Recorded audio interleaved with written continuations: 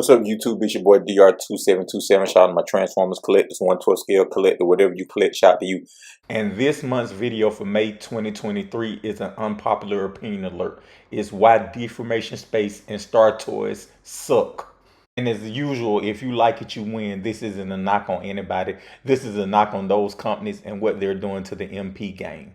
And yes, this comes off the heels of Deformation Space releasing their blaster, Star Tours releasing their Blitzwing, and how it ties into Fans Tours releasing their blaster, and kind of the community's reaction to all these releases and what's going on. And not to toot my own horn, but I felt like a prophet, or like I had some clairvoyance when I said this over a year ago in this video. And the final competition I want to talk about, and this is the one Fans Tours really needs to be worried about, is Deformation Space. And I say that really for one reason. If Deformation Space has this alliance with Shozi, and Shozi basically can get their products first and sell them basically at cost almost. Okay, I'm capping a little bit about being prophetic because I was saying it was because of their relationship with Shozi. Deformation Space was a threat, but I really think they're a threat to the MP collecting I want, because they are making these figures that I call MP minus, which is figures with quality materials, decent build, great articulation, solid construction, but they lack on some of the finer details and the things that matter. Like they don't have any paint or very little paint, and the paint they use is a flat paint, and it makes it look very cheap. If you look, you'll see the DS blaster. Now I'm gonna show the Magic Square blaster, and you tell me if you see a difference. To me, minus the differences in scale, and the modifications that have to be made for scale, they both present the same.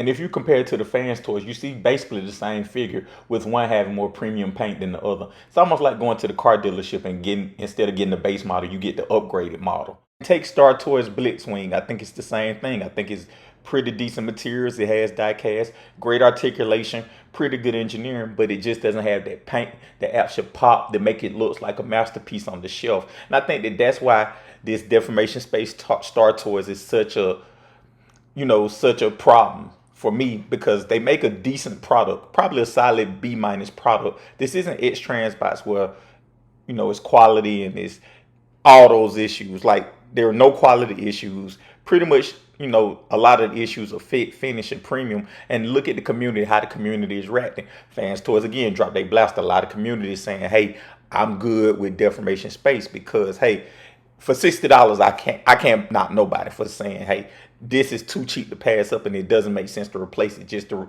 get better paint. But I think the price of it was supposed to be $120, $130, something like that, and then $200 in US retail, but use the lower price to $130. A lot of people are saying, hey, it's not worth that $60 difference between them and Fans Toys. I disagree, but I can understand where they're coming from. Look at also the Blitzwing, right? Like the Blitzwing, I think is $120, $130, depending on whatever it is, with free shipping.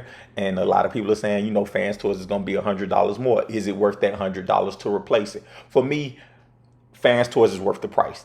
That's pretty much going to always be the case as long as they keep producing at the same clip. But you can also make the case that Deformation Space and Star Toys are worth the price. And I think that, the problem is the community big enough to support two price points in this space?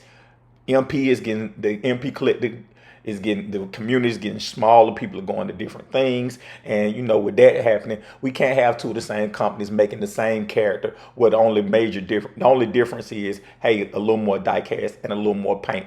I'm a fall for Fans Toys stuff because I'm a Fans Toys fanboy and a Fans Toys sucker, but I don't know if other people will.